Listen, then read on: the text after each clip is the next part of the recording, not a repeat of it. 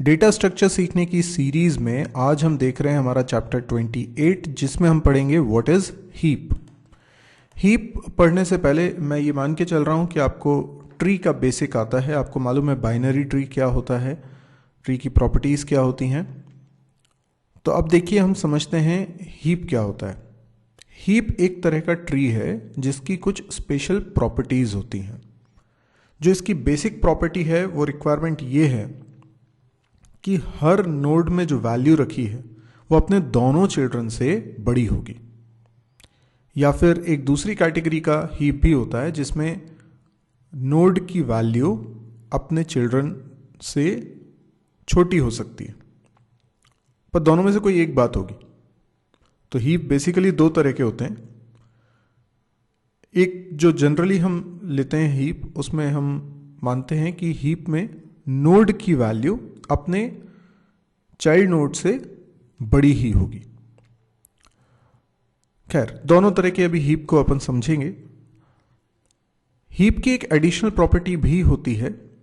वो प्रॉपर्टी ये है कि वो कंप्लीट बाइनरी ट्री होना चाहिए। पर कंप्लीट बाइनरी ट्री या ऑलमोस्ट कंप्लीट बाइनरी ट्री क्या होता है, पहले हम इसको देखते हैं।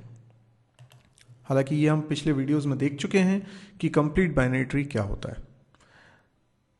कभी भी कुछ वैल्यूज़ अगर मुझे एक ट्री में इंसर्ट करनी है, मान लीजिए मैं कुछ वैल्यूज़ ले लेता हूँ 22, 31, 43, ठीक है, 7, 6, 18, 9, ये कुछ वैल्यूज़ हैं जो मुझे ट्री में रखनी है।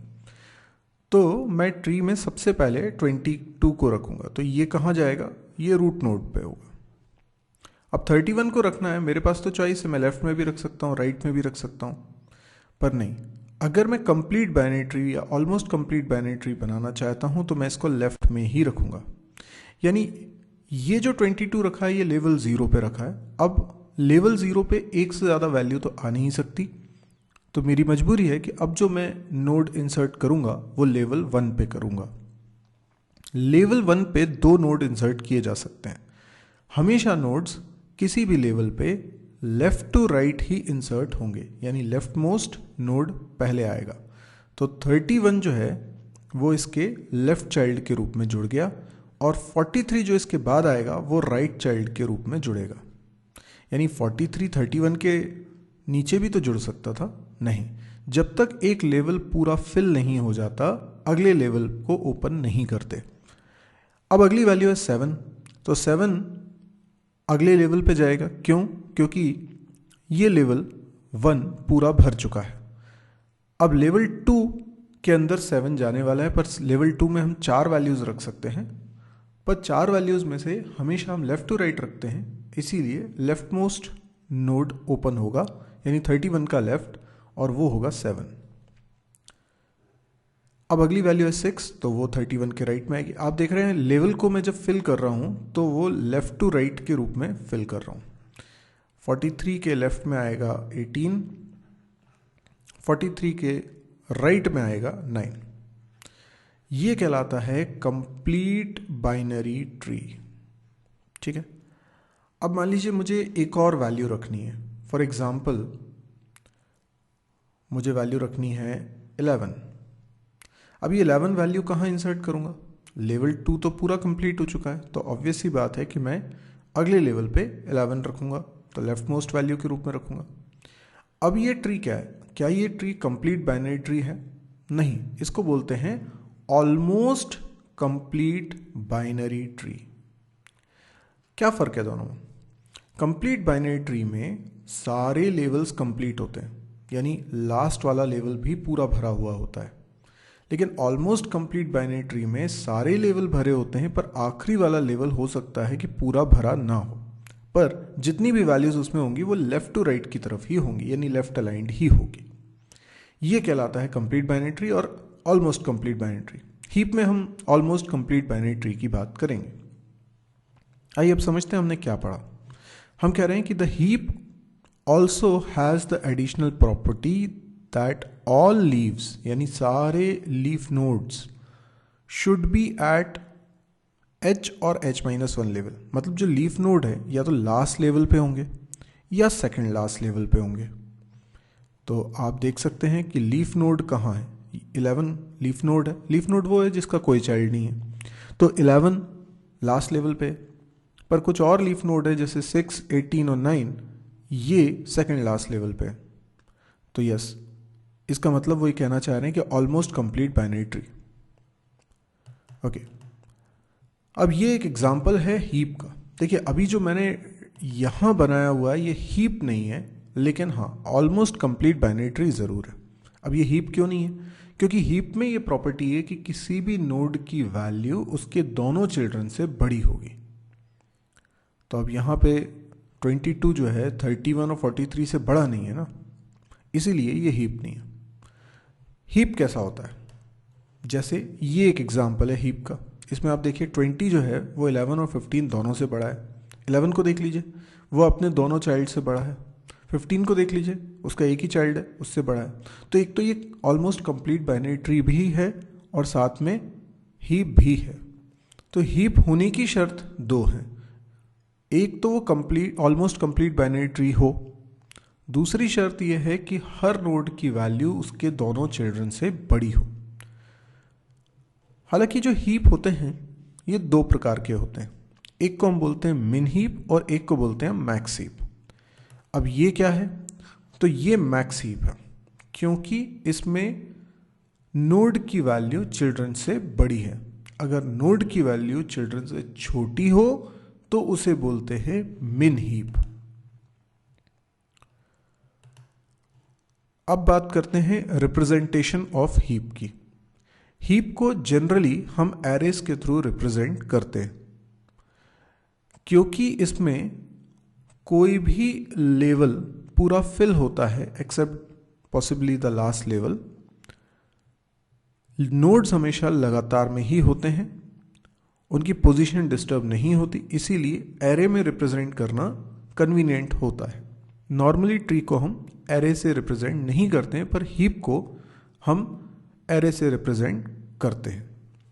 अब जैसे कि ये हीप है, इसको मुझे रिप्रेजेंट करना है। तब देखिए यहाँ पर ये मेरे पास ट्री मैंने बनाया हुआ है, तो भले ही डायग्राम में हम उसे एज अ ट्री देखते हैं, लेकिन जब स्टोरेज की बात आती है तो ये स्टोर कैसे होता है? ये स्टोर होता है एरे के अंदर। जो पहली वैल्यू है दैट इज 20, ये कहाँ पर स्टोर होगी? ये वैल्यू स्टोर होगी 0 इंडेक्स पे, यानी एरे के अंदर 20 यहाँ स्टोर होगा। फिर 1 इंडेक्स पे 11 स्टोर होगा, यानी मैं एक लाइन से चल रहा हूँ। फिर 15 स्टोर होगा, ठीक है। उसके बाद 10 स्टोर होगा। आप बताइए इसके बाद क्या होगा? 8 होगा, फिर क्या होगा? 12 होगा। यानी एक सीक्वेंस में इस तरीके से पहला लेवल पूरा हुआ, फिर उसके बाद वाला लेवल पूरा हुआ, फिर उसके बाद वाला लेवल, इस तरीके से हम फिलिंग करते जाएंगे।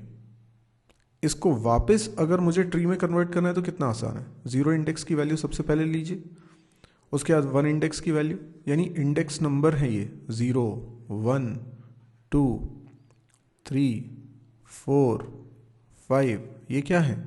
ये इंडेक्स नंबर्स हैं। तो ये बड़ा सिंपल हो गया रिप्रेजेंट करना। अब बात करते हैं कि एरे के अंदर अगर स्टोर करना है तो पेरेंट और चाइल्ड कैसे रिप्रेजेंट होंगे किसी भी नोड के। देखिए क्या होता है कि ट्री के अंदर अगर हम एरे से रिप्रेजेंटेशन नहीं कर रहे होते तो हर एक नोड में 2 पॉइंटर होते हैं, एक लेफ्ट चाइल्ड को पॉइंट करता है और एक राइट चाइल्ड को पॉइंट करता है। तो यदि किसी भी नोड का एड्रेस मेरे पास है तो मैं उस नोड के अंदर रखे दोनों पॉइंटर की मदद से लेफ्ट और चाइल्ड नोड का एड्रेस प्राप्त कर सकता हूं। लेकिन अगर मैंने ये नोड का जो स्ट्रक्चर है उसमें पॉइंटर का इस्तेमाल नहीं करा है क्योंकि मैंने एरे में वैल्यूज को स्टोर किया है, तो अब नोड के अंदर लेफ्ट और राइट पॉइंटर नहीं है क्योंकि एरे से रिप्रेजेंट कर रहा हूं। अब सीधे मैं वैल्यूज एरे में रख रहा हूं तो लेफ्ट और राइट पॉइंटर है ही नहीं, और जब लेफ्ट और राइट पॉइंटर है ही नहीं तो हम लेफ्ट और राइट चाइल्ड पता कैसे करेंगे, या पेरेंट का पता कैसे करेंगे। तो आई होप आपको मेरी बात समझ में आई होगी। मैं सिर्फ इतना कहना चाह रहा हूँ कि नॉर्मली इससे पहले जब भी आप ट्री को रिप्रेजेंट करते थे तो आप उसमें पॉइंटर्स का इस्तेमाल करते थे, लेफ़्ट और राइट पॉइंटर, जिससे कि आपको लेफ़्ट और राइट चाइल्ड का पता चल पाता था। यहाँ पे कोई पॉइंटर नहीं है। जब पॉइंटर नहीं है तो फिर आपको कैसे पता चलेगा। तो देखिए, हर एक वैल्यू का अपना एक इंडेक्स नंबर है एरे के अंदर। तो जैसे हम किसी भी एक वैल्यू की बात करें, हम बात करते हैं 11 की। 11 का इंडेक्स क्या है? 1। देखिए ये इस पोजीशन पर है। अब मुझे इसके चाइल्ड का पता लगाना है। तो चाइल्ड क्या है?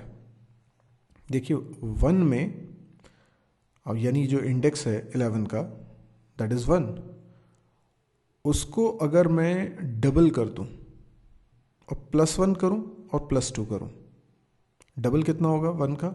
2। उसमें 1 जोड़ दो 3 आ गया, 2 जोड़ दो 4 आ गया। बात समझ में आई? चलिए अच्छा, 15 को देखिए आप। 15 का इंडेक्स क्या है? 2। तो 2 का डबल कर दीजिए। मतलब किसी का भी इंडेक्स है, जैसे इंडेक्स कितना है i, इसमें क्या कर दीजिए 2 का मल्टीप्लाई, तो ये हो जाएगा 2 × 2 4। तो इसका जो लेफ्ट चाइल्ड होगा ना, लेफ्ट चाइल्ड वो होगा 2i + 1 इंडेक्स पे, और राइट चाइल्ड जो होगा, अगर होगा तो, अभी फ़िलहाल इस डायग्राम में नहीं है, पर अगर होगा तो लेफ्ट चाइल्ड 2i + 1 हो गया, राइट चाइल्ड हो जाएगा 2i + 2। राइट। किसी भी नोट का आप देख लीजिए, जैसे अगर 20 का देखें तो 20 का इंडेक्स है 0, इसका दुगना करेंगे तो भी 0 ही होगा, उसमें +1 करेंगे तो 11 का इंडेक्स आ गया, और +2 करेंगे तो 15 का इंडेक्स आ गया। तो किसी भी नोड का अगर इंडेक्स i है तो उसके लेफ्ट चाइल्ड का इंडेक्स होगा 2i + 1 और राइट चाइल्ड का इंडेक्स होगा 2i + 2। अच्छा, पेरेंट का पता कैसे चलेगा? जैसे मान लीजिए कि 10 का इंडेक्स है 3 और 8 का इंडेक्स है 4, और इन दोनों का पेरेंट कौन है? 11, जिसका इंडेक्स 1 है। अब यहाँ देख के तो बहुत इजी लगता है, लेकिन ज़रा एरे को देखिए। एरे में आप 10 और 8 की पोजीशन देखिए, ये 10 है और ये 8 है। अब हमें क्या करना है? दोनों जगह ये पता करना है कि इनका पेरेंट कौन है। अब डायग्राम में कितना इजीली आप बता सकते हैं कि हाँ भाई इन दोनों का पेरेंट 11 है, पर यहाँ एरे में देखिए तो हमें एकदम से क्लिक नहीं करता। तो यहाँ पर हम क्या करने वाले हैं, जो इंडेक्स चाइल्ड नोड्स का है, मतलब 10 और 8 का इंडेक्स क्या है? 3 4, हम इसमें सब्ट्रैक्ट करेंगे 1, मतलब 3 - 1 करते हैं। हमने लिखा लेट्स से 3 - 1 और डिवाइडेड बाय कर दिया 2, कितना आया? 1 आया। 2/2 इज़ 1, है ना। और 4 दूसरा इंडेक्स था, 4 - 1 किया, डिवाइडेड बाय 2 किया, देखिए 3/2 1.5 आता है, लेकिन जो इंटीजर वैल्यू हमें बस वो लेनी है, दैट इज ऑल्सो 1। तो ये पेरेंट नोड का इंडेक्स आ रहा है। तो इन दोनों का पेरेंट क्या है? 11, इसका इंडेक्स 1, ठीक है ना। किसी का भी देख लीजिए, जैसे 12 का देखिए, 12 का मुझे पेरेंट निकालना है। 12 का इंडेक्स क्या है? 5। तो 5 में 1 सब्ट्रैक्ट करो, डिवाइडेड बाय 2 करो, क्या आया? 4/2 इज 2, यस। तो 2 इंडेक्स वाला देखो 15, ये इसका पेरेंट। तो यानी अगर हम जनरलाइज करें तो किसी नोड का अगर इंडेक्स i है तो उसमें अगर 1 सब्ट्रैक्ट कर दिया जाए और 2 से डिवाइड कर दें तो ये पेरेंट नोड का इंडेक्स आ जाएगा। तो चाइल्ड नोड का इंडेक्स लाने के लिए हमें लेफ्ट चाइल्ड के लिए 2i + 1 करना था और राइट चाइल्ड के लिए 2i + 2 करना था, जबकि पेरेंट नोड का इंडेक्स निकालने के लिए i - 1 और डिवाइडेड बाय 2। तो ये बहुत ही इजी हो गया। अब अगर आपको ऐसा लगता है कि हीप आपको समझ में आया है, अब ये हीप का सिर्फ इंट्रोडक्शन है, अभी हीप पे कुछ ऑपरेशंस हैं जो नेक्स्ट वीडियो पे बताऊंगा, जैसे इंसर्शन और डिलीशन कैसे करते हैं हीप में, और उससे हीप जो डिस्टर्ब होता है उसको कैसे एडजस्ट करते हैं, जिसको हम बोलते हैं हीपीफाई। अब अगर आपको ये वीडियो वाकई पसंद आया है ना, समझ में आ रहा है, तो आप मेरी हेल्प इतनी करिए कि इस वीडियो को आप स्प्रेड करिए, जितने ज़्यादा लोगों तक पहुंचा सकते हैं पहुंचा दीजिए। देखिए मेरा मकसद ये है कि एजुकेशन को बहुत सरल बनाया जाए, ज़्यादा से ज़्यादा स्टूडेंट्स तक ये वीडियो पहुंचाए जाएं, ताकि एजुकेशन उनके लिए बहुत इजी हो जाए। ये जो टेक्निकल सब्जेक्ट्स होते हैं इनकी ज़्यादातर इंग्लिश में मटेरियल मिल जाता है, जिसके कारण हो सकता है कई लोगों को दिक्कत जाती हो, नहीं समझ में आता। तो उनमें कैपेबिलिटी होती है लेकिन वो समझ में ठीक से नहीं आता है, तो at the end of the day उन्हें ऐसा लगता है कि ये हमारे बस की बात नहीं है। तो हम चाहते हैं कि ये बैरियर को तोड़ा जाए और सभी लोगों को ये चीज़ें समझ में आ सकें। तो अगर आपको लगता है कि वाकई इस वीडियो से किसी को मदद मिलने वाली है, तो आप इस वीडियो को अपने फेसबुक वॉल पे शेयर ज़रूर करें। और हाँ, मेरी वेबसाइट को ज़रूर विजिट करें www.mysirji.com। इस वेबसाइट पे आपको C++, जावा, PHP, डेटा स्ट्रक्चर, DBMS इन सब के वीडियोज़ मिलेंगे, प्रोग्रामिंग एक्सरसाइज भी मिलेगी।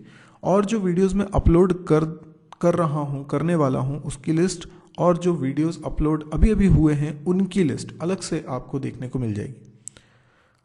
तो यदि आपको लगता है कि वाकई ये सब कुछ काम का है तो आप ये शेयर करिए, कुछ कमेंट करिए, अगर आपको कुछ मेरे से पूछना है, शिकायत है, सुझाव है, व्हाटएवर।